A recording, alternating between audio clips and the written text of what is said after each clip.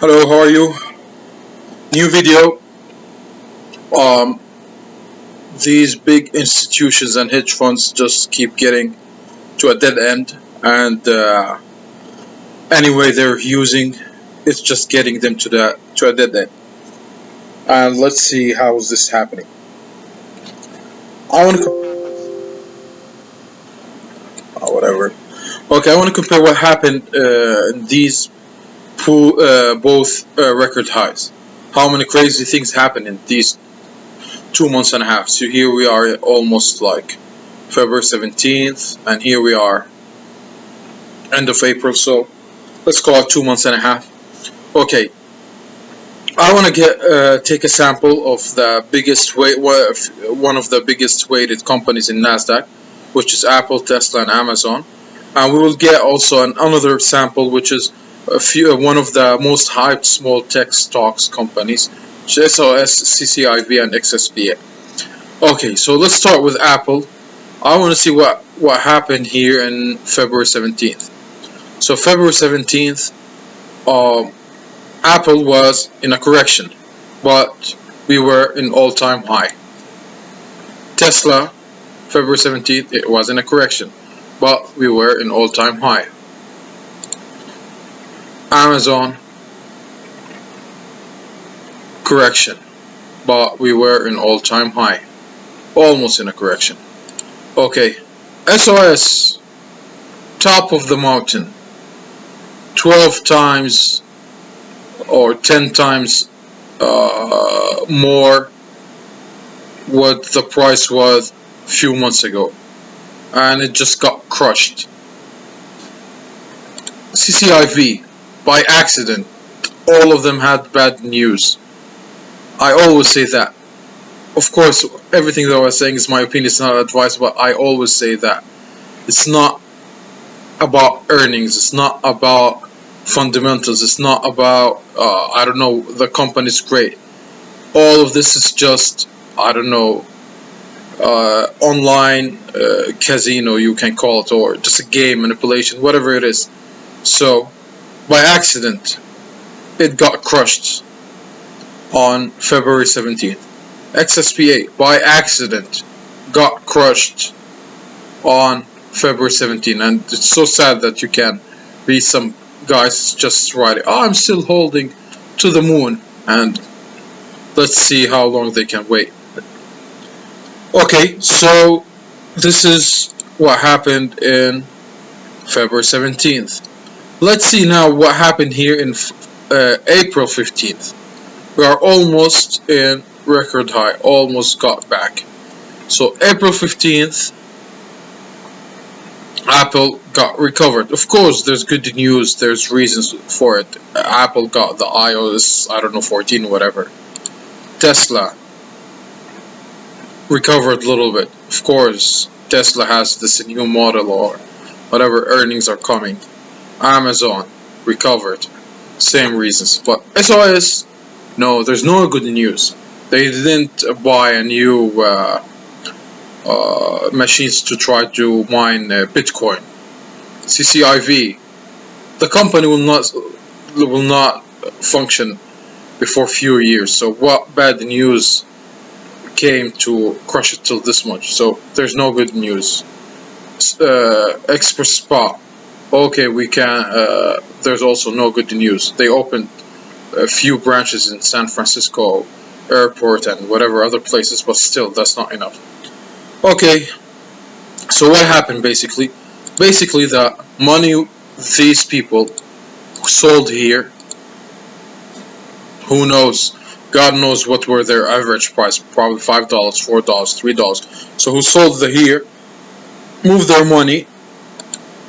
Of course, I'm talking about big institutions and hedge funds, moved their money to these big companies to try to pump them up. But what happened?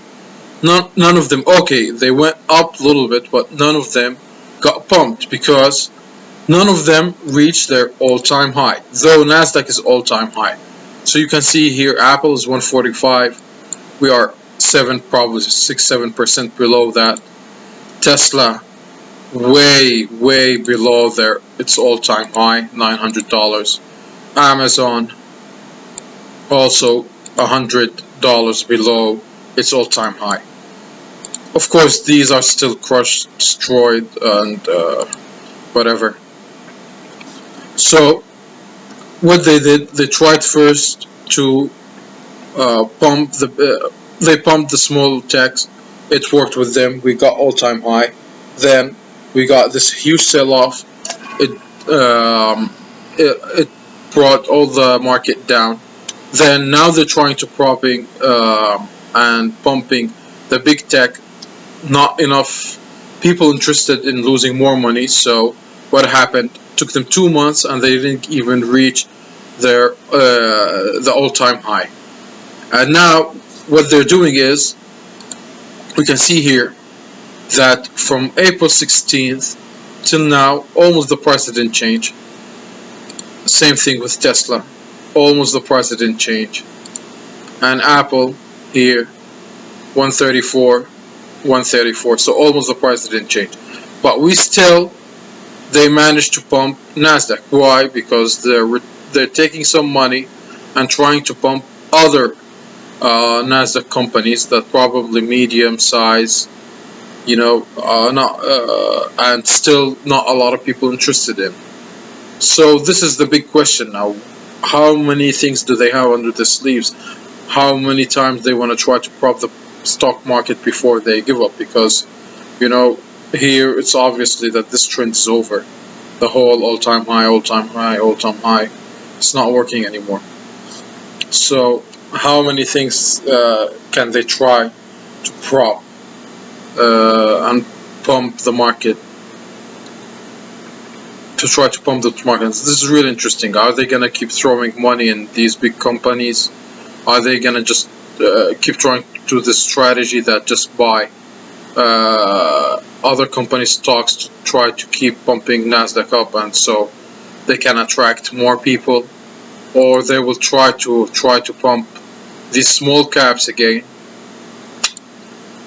Nobody knows, but we know one thing, that when the market have more sellers than buyers, the market is going down, especially when our best friend Apple still at $2.2 trillion cap.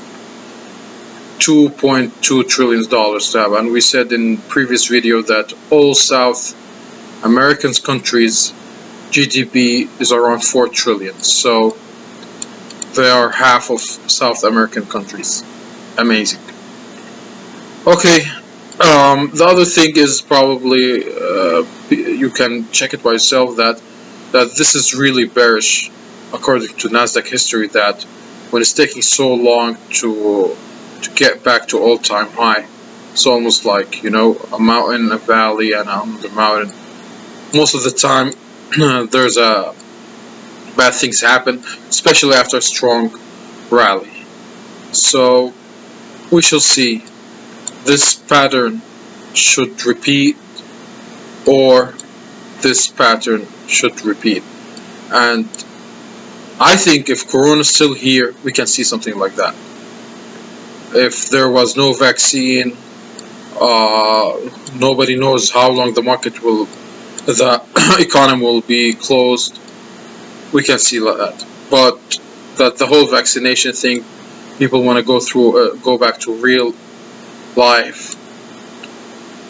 I think we could see something like that very, very, very soon. Of course, this is my opinion. I could be wrong. All of these famous economists, they keep calling stuff Peter, and they were absolutely wrong. So nobody knows the future except God.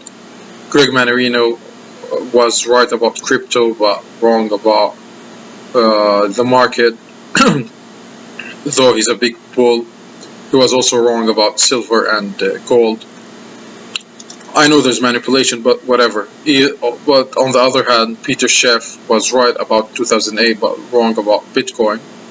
So Dent said that the market will crash in April. It didn't.